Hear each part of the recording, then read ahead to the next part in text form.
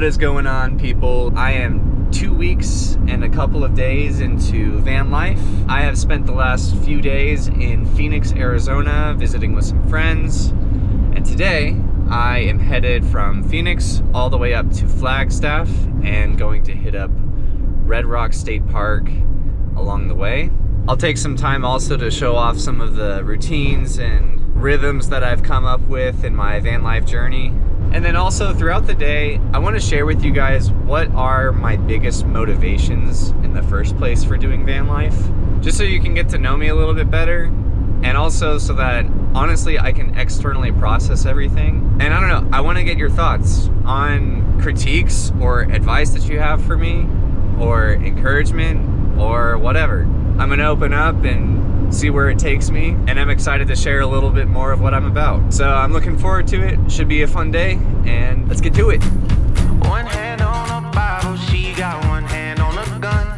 She squeezed that trigger, you as good as done. Usually I hop on the All Trails app and I try to find what's considered the best hike in the area, but I didn't check ahead of time and there's no service in this area. So I grabbed the paper map to decide where I want to go, but I'm having trouble because I can't seem to find the spot where it says you are here. Squeeze that trigger, you as good as done. I should be running from you, darling. Now. All right, here comes the first installment of what will probably be many times where I just kind of monologue and share what's on my mind. I want to be honest that from the get-go, the only reason why I want to share these things is so that perhaps I can be an encouragement to other people. I don't want to do it for my own popularity or whatever, but perhaps the hardships that I've gone through can be of encouragement to some people. So that's my ultimate goal. If it doesn't interest you, resonate with you, no big deal, but here we go. I like that.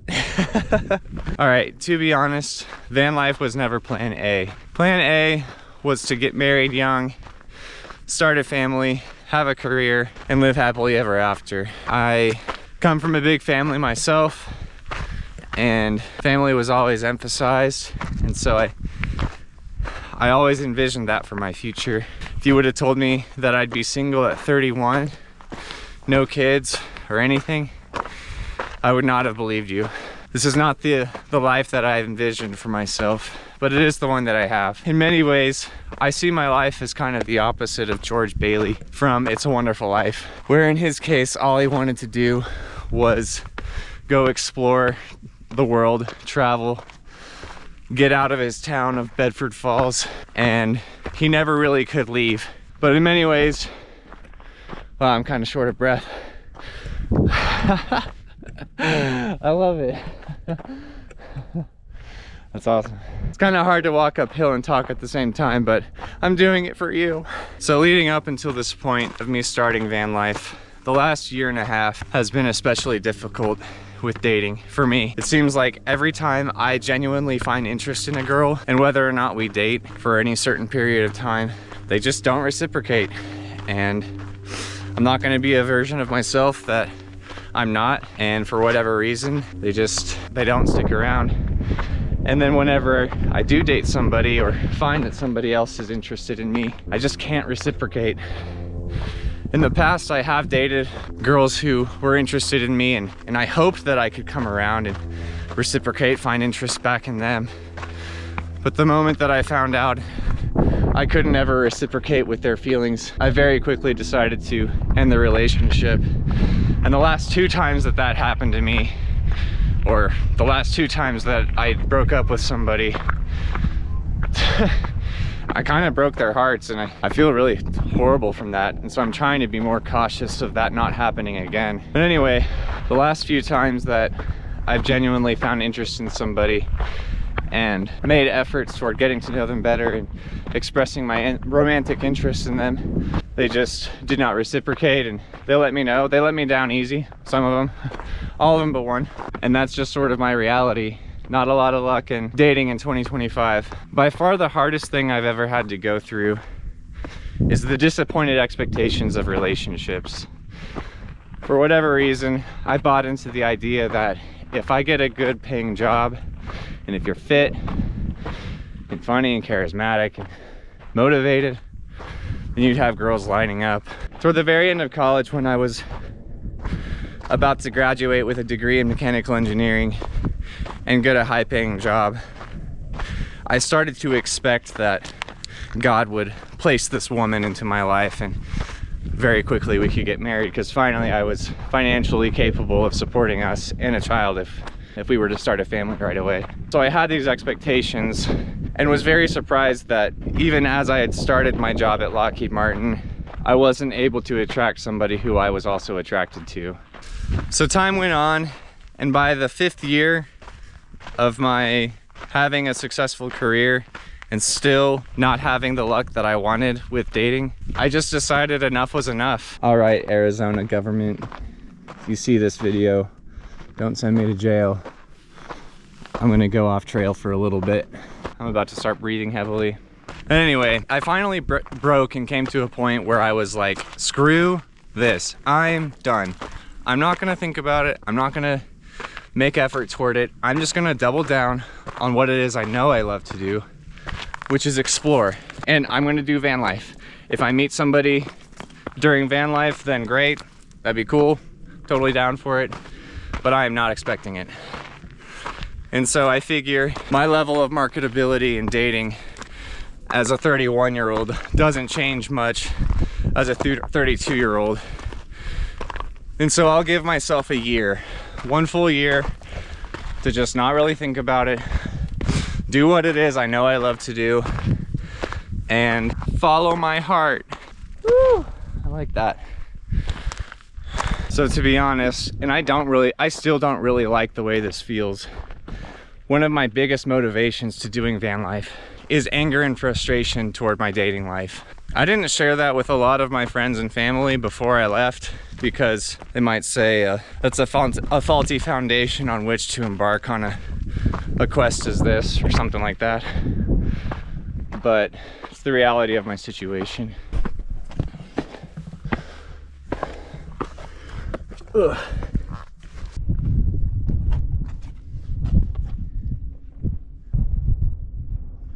Just kidding.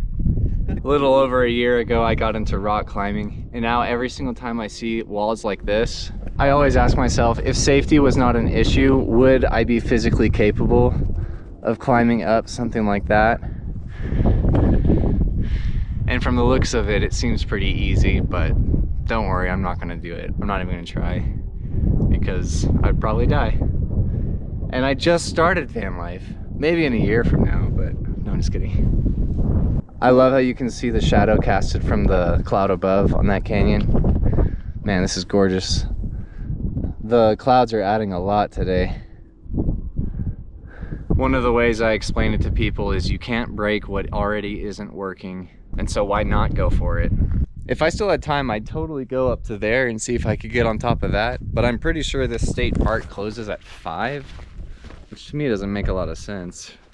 But I really don't want to get any traffic violations or whatever, so I'll head back. That was a pretty cool spot, very much worth it. I recognize that this will sound really ignorant, but while I was an engineer for Lockheed, there was a piece of me that resented the money that I made, because I worked so hard to get myself to a point that I thought would attract somebody and I would get married to them, and when that didn't come with it, I felt as though it was a big waste of time. For me, making good money was never the point. It was the means to the end, which was to start a family. Another aspect to my starting van life is the idea that as a single guy who doesn't need a lot to be comfortable and a decent amount in savings, it's like, it would almost be a shame if I didn't take a risk of some sort, whether it be start my own business or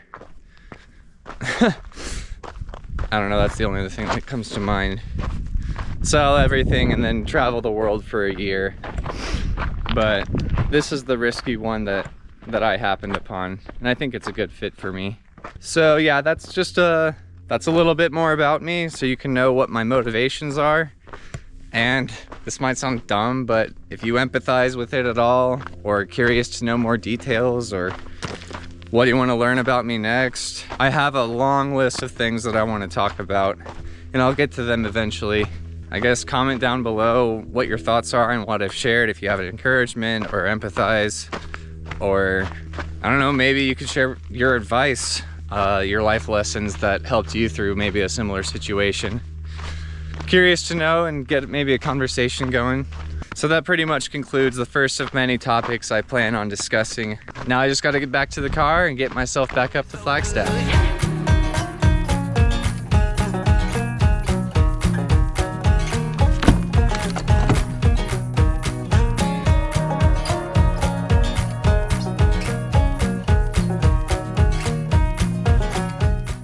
All right, I've just arrived. Made it to the store. Let's go. Home sweet home, baby. The light on. I need to figure out what groceries I need to get. I have spent the last like 5 days or so living in someone's home. I think I need 2 hands for this. The latches are to help keep the refrigerator from opening up while I'm driving. I need to figure out which foods are bad now, what type of groceries I need to pick up.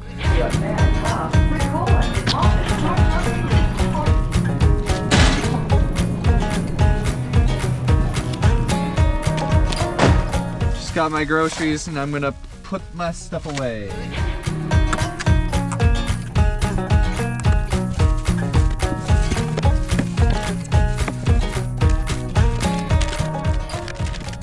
All right, I'm about to make myself some dinner and I'll give you a quick little tour of of the system that I have going on right now. So basically, these are the 2 most accessible bins. I try to live primarily out of just these because it's the easiest. I got all the clothes that I generally wear in there, and then all of the items that I typically use on a day-to-day basis in here.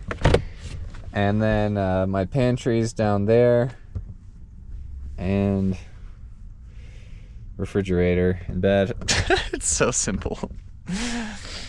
But what's cool is I only have to think about myself and my own accommodations with this. Let's get some dinner on the table. Now, a very last minute item that my mother blessed me with was this board right here, which I use as my table,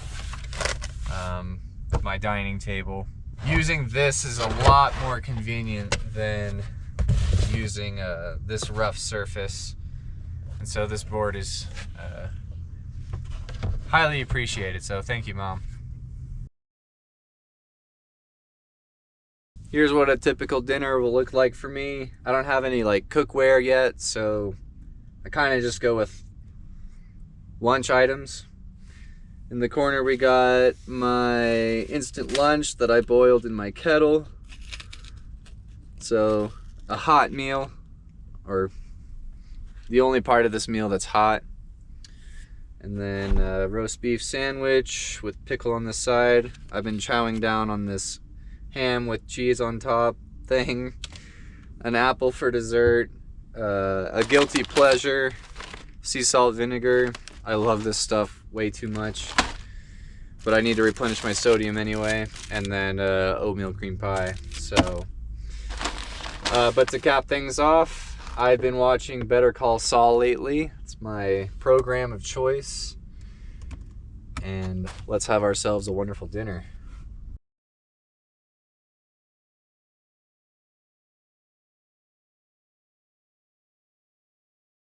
All right, now that dinner is over and my stomach is full and I'm a happy person, I plan on going to the gym later tonight, get a workout in. But while I'm waiting for this food to digest, I'm going to start editing the video that I'll be posting before this one, which will be this video.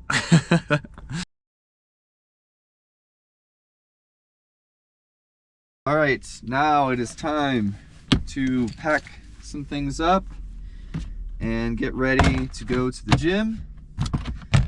Today is back day. I always do some sort of variation of push-pull legs, push-pull legs. I'm doing physical therapy for my for my knee right now.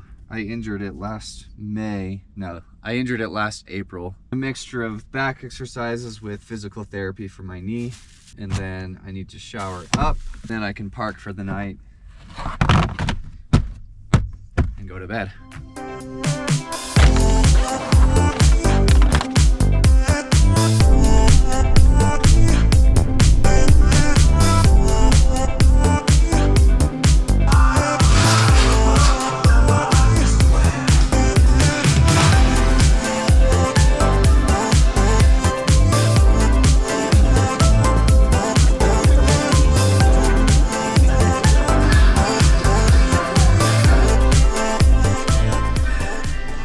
I'm gonna take a second to show you just where I'm staying for the night. Here's my van. Very simple parking lot, Anytime Fitness. I don't know what these other cars are doing here. But I take a look at this situation and I'm like, I'm totally fine. Like, I am not bothering anybody. Maybe like 1 in 10 people, if they see my van, know what's going on, that there's actually someone inside. And they think about it for 2 seconds and then they go on their way. So the way I see it is there's like no way that I'll get woken up because I'm not bothering anybody at all. All right, it is currently 30 degrees right now, and it looks like it's getting just down to 29 tonight. And this is the way this works. I have this here heated blanket. Plug it in. Boom. That's good. First I go to bed. Then heat blanket goes in sleeping bag. I heard that this is like either unhealthy or dangerous. I don't know. I've done it like 5 times now, so I don't really care. I don't keep it on max heat the entire time, so it's all good.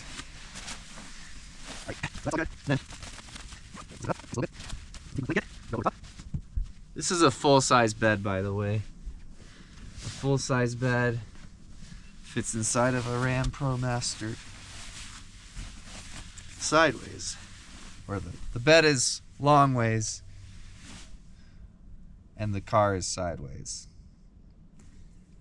Hopefully you get what I mean.